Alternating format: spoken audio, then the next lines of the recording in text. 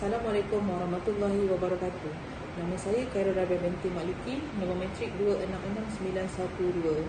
Untuk tugasan kumpulan bagi komunikasi perundingan, kami pilih tajuk krisis air di negeri Selangor. So, untuk pengenalan, pembangunan pada masa kini menjadi penanda aras bagi sesebuah negara maju dan ianya menjadi kriteria utama untuk membentuk sebuah negara yang lengkap dari segi pembangunan di setiap peringkat di seluruh negara. Namun begitu, ramai yang masih tidak mengetahui bahawa pembangunan tidak akan lengkap sekiranya sumber-sumber asas juga tidak begitu merangsangkan. Seperti contoh, isu yang sering berlaku di kebanyakan negara adalah berkenaan dengan isu air yang menjadi isu dan juga permasalahan utama kepada rakyat di sesebuah negara. Permasalahan tentang isu air ini adalah penting dan perlu diberikan penekanan yang sewajarnya kepada pihak yang terlibat untuk menangani krisis yang berlaku terhadap negeri dan juga kawasan yang sering kali terjejas untuk mendapatkan sumber air yang sempurna, dan ianya tidak akan menjejaskan masyarakat dengan masalah kesihatan, kekurangan untuk melakukan kerja harian dan sebagainya. Air adalah merupakan sumber yang penting dan juga ianya adalah menjadi keperluan utama kepada seluruh kehidupan, dan yang seperti kita tahu, kehidupan kita akan susah kalau kita tak ada air. Namun mengapa sumber air pada masa kini sering menjadi isu yang utama kepada beberapa buah kawasan dan seringkali ianya terjejas sehingga membantukan pergerakan dan juga akan menghentikan segala aktiviti yang memerlukan air sebagai sumber utama kepada urusan seharian mereka. Di Malaysia, seringkali kita mendengar isu air menjadi pendapatan daripada masyarakat yang menyatakan kerajaan tidak mempunyai solusi yang terbaik untuk memastikan sumber air tidak terputus untuk disalurkan kepada kawasan yang seringkali mengalami gangguan bekalan air yang mencukupi. Dan ini adalah salah satu isu yang berlaku di Malaysia. Apa yang lebih menyedihkan, isu ini perlu diberikan perhatian kepada negeri Selangor yang masih lagi sehingga ke hari ini isu air tersebut tidak dapat diselesaikan walaupun tampuk kepimpinan telah bertukar dan juga masih tidak menemui jalan alternatif untuk menangani masalah yang berlaku di negeri tersebut. Masalah air di negeri Selangor. So, kita imbas balik pada tahun 31 Ogos 1957, waktu tahun kita merdeka. Kerajaan telah mula berkembang dengan permintaan-permintaan di dalam aspek-aspek tertentu, khususnya di dalam aspek untuk pembangunan negara. Waktu government melaksanakan dasar ekonomi baru iaitu DEB pada tahun 1970, permintaan air telah meningkat kepada beberapa kali ganda selaras dengan pembangunan yang baru hendak bermula, dan pada permulaannya permintaan air yang telah meningkat kepada 3 kali ganda berbanding sebelum tanah Melayu mencapai kemerdekaan. Seperti yang berlaku di Selangor, krisis terhadap gangguan bekalan air sehingga ke hari ini masih lagi tidak menemui jalan alternatif yang terbaik yang boleh dilakukan oleh kerajaan negeri Selangor untuk menyelesaikan krisis bekalan air yang semakin meruncing. Nora Mahfad 2021 telah menjelaskan bahawa di Selangor hanya sebahagian daripada rakyat di negeri itu yang berkepadatan 2.7 juta mendapat akses bekalan air bersih dan juga berkualiti.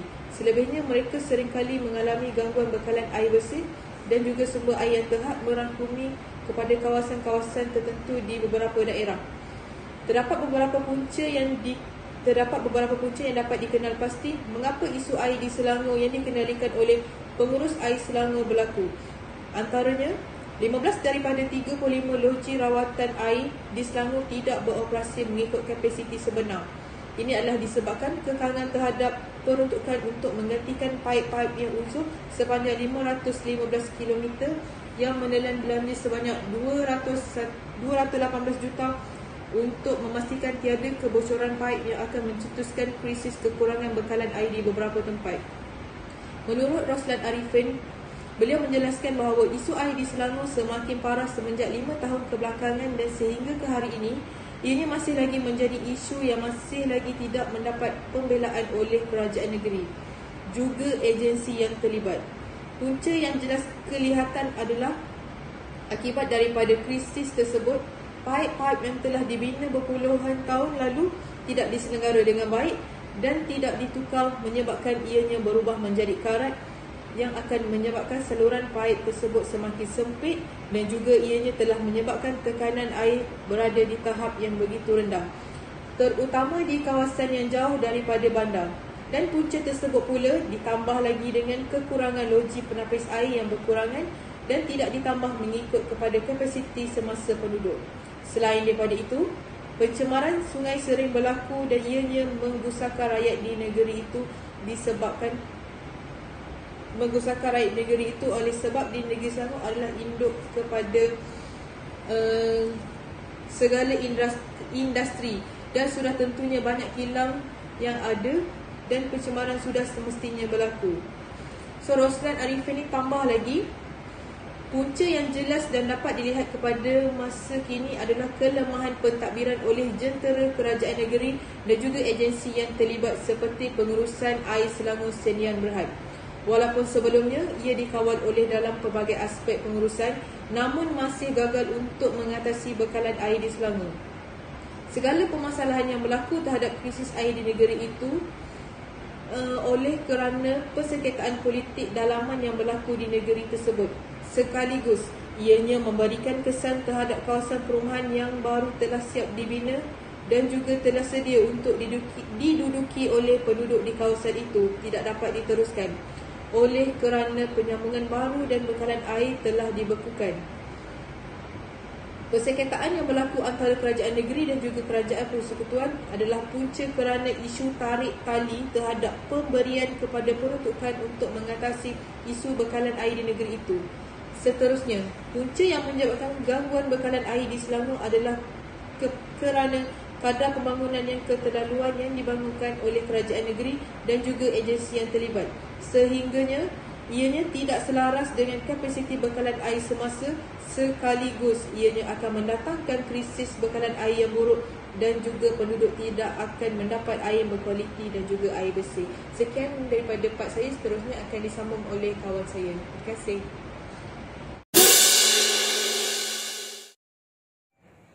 Assalamualaikum warahmatullahi wabarakatuh. Nama saya Nur Hafizah binti Zakaria, nombor matrik 266960. Saya akan membentangkan impak masalah air di negeri Selangor terhadap masyarakat. Yang pertama, implikasinya adalah disebabkan krisis air ini menyebabkan jabatan-jabatan yang sering menjadi tumpuan rakyat lumpuh seperti hospital. Ini kerana pada suatu ketika itu, kawasan berhampiran hospital di beberapa daerah negeri Selangor tersebut terputus bekalan air sehingga menyebabkan Jabatan Bomba Negeri Selangor terpaksa turun padang untuk menghantar bekalan air kepada hospital tersebut. Apa yang lebih menyedihkan lagi, pengarah hospital tersebut sendiri mengakui bahawa sudah hampir 10 tahun hospital tersebut berdepan dengan masalah bekalan air sehingga ianya menjejaskan aktiviti di dalam hospital tersebut. Implikasi kedua, kita dapat lihat pencemaran air semula jadi yang tercemar sehingga kekurangan air bersih.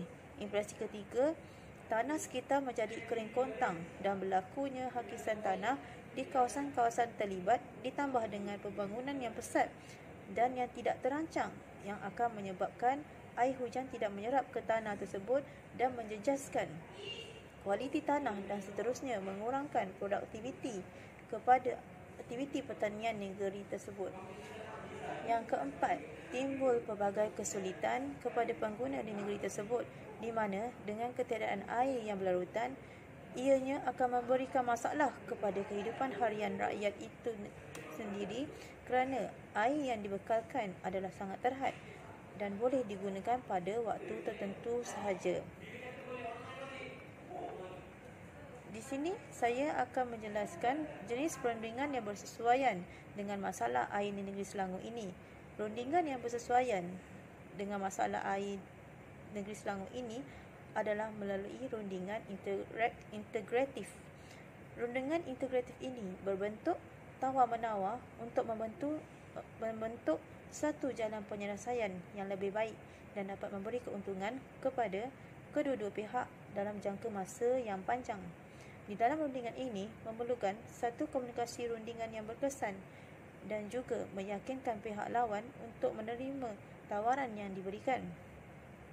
Sebagai contoh, kerajaan negeri melakukan rundingan dan juga tawar-menawar bersama-sama dengan kerajaan persekutuan dan juga pengurusan air Selangor Sdn Bhd bagi mencari jalan penyelesaian yang terbaik untuk mengatasi masalah air yang berlaku di negeri Selangor ini selama 25 tahun dengan menyatakan tawaran kepada peruntukan dan juga dana serta keuntungan yang diperolehi sekiranya tindakan dan alternatif yang dilakukan pihak yang terlibat terhadap masalah air di negeri Selangor ini. Sekian, terima kasih.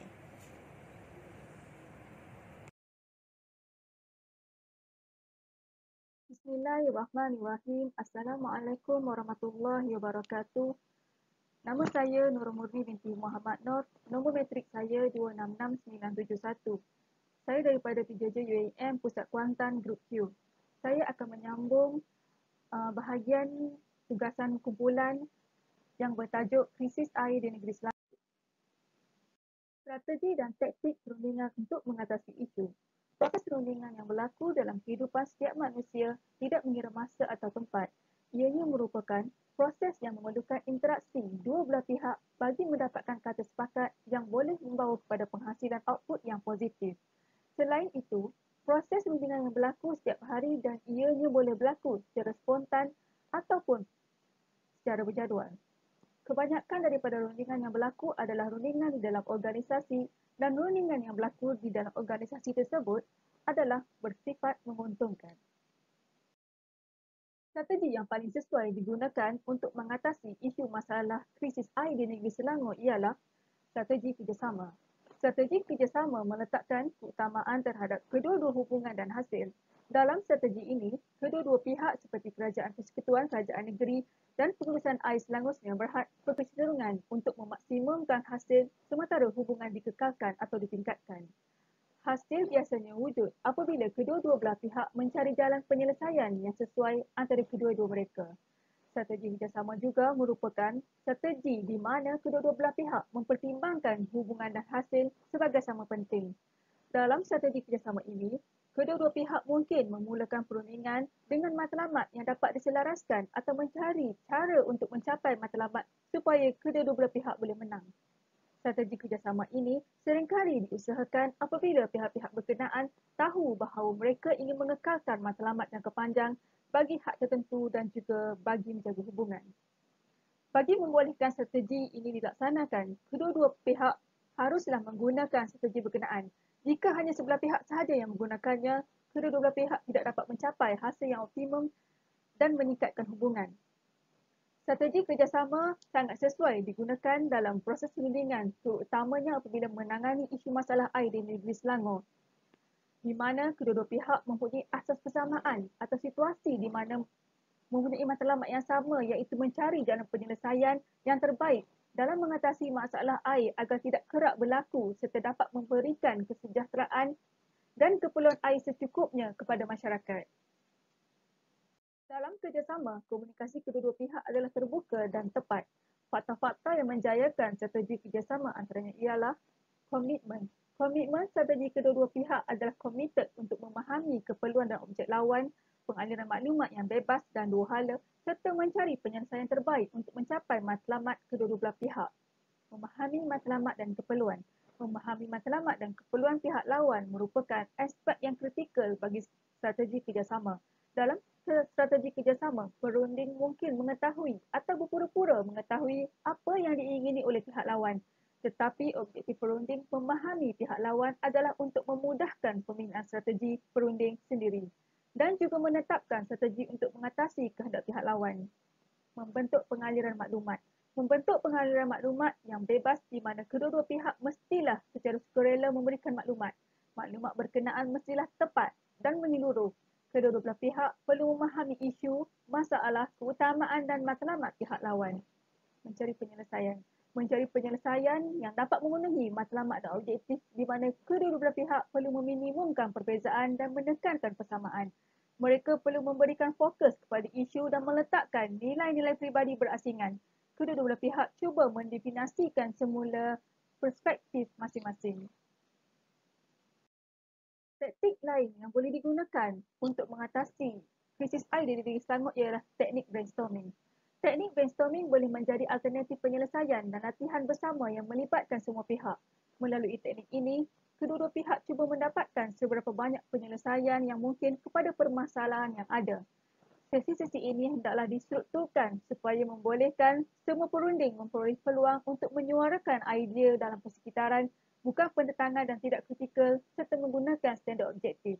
Memetik standard objektif seperti undang-undang atau dasar-dasar kerajaan membolehkan pihak untuk melihat isu-isu dalam rasional dari segi emosi dan memudahkan kesimpulan perjanjian. Ada kemungkinan pelbagai kriteria alternatif objektif yang boleh dipetik oleh pihak-pihak dan jika boleh, mereka harus dikenal pasti oleh setiap pasukan rundingan sebelum memasuki sesi rundingan. Seperti isu krisis air di negeri Selangor, pihak-pihak yang terlibat boleh menyuarakan dan menyenaraikan idea-idea yang boleh dikenal pasti dapat menyelesaikan isu ini.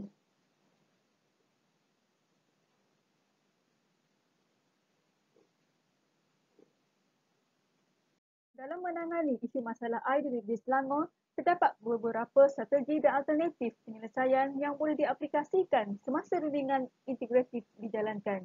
Yang pertama, mengenal pasti pihak yang ingin berunding untuk membuat rundingan integratif seperti contoh dalam isu masalah air di negeri Selangor ini, pihak yang terlibat adalah melalui Kerajaan Persekutuan, Kerajaan Negeri dan juga Pengurusan Air Selangor Sungai Berhad.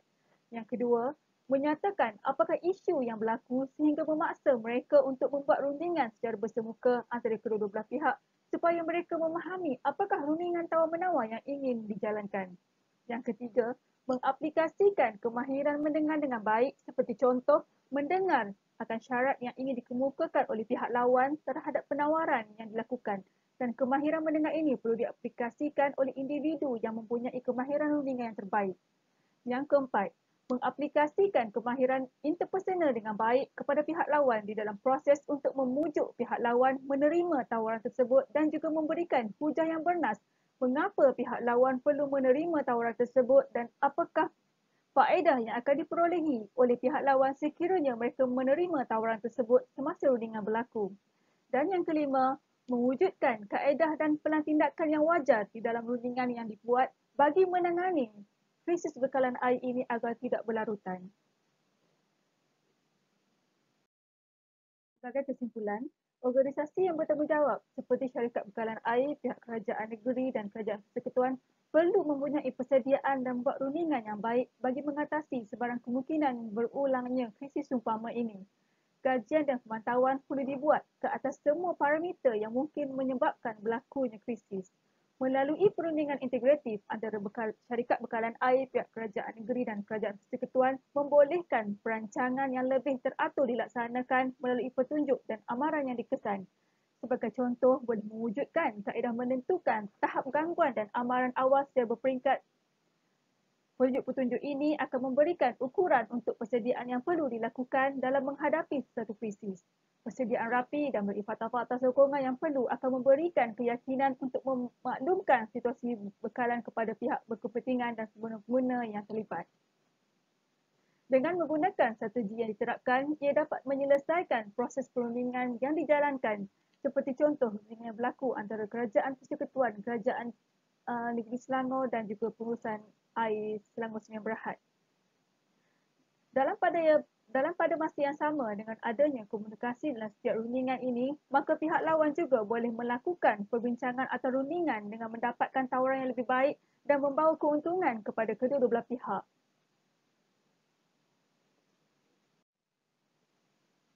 Komunikasi dalam rundingan ini juga merupakan nadi kepada proses pertukaran dan perkongsian maklumat yang membolehkan perunding mencapai matlamat perundingan dilakukan. Abdullah Hassan 2018. Secara kesimpulan, dapat dijelaskan bahawa menurut Lake Thompson dan Hattie bahawa ini menunjukkan bahawa kognisi dan pertimbangan perunding mempunyai kesan yang signifikan terhadap diri mereka sendiri, pihak lain, kemudahan kedua-dua pihak serta sebuah harga diri dan sebuah harga pihak lain, hasil perundingan dan juga keputusan buat putusan yang dibuat semasa proses perundingan secara keseluruhan. Itu saja pembentangan daripada saya. Sekian, terima kasih.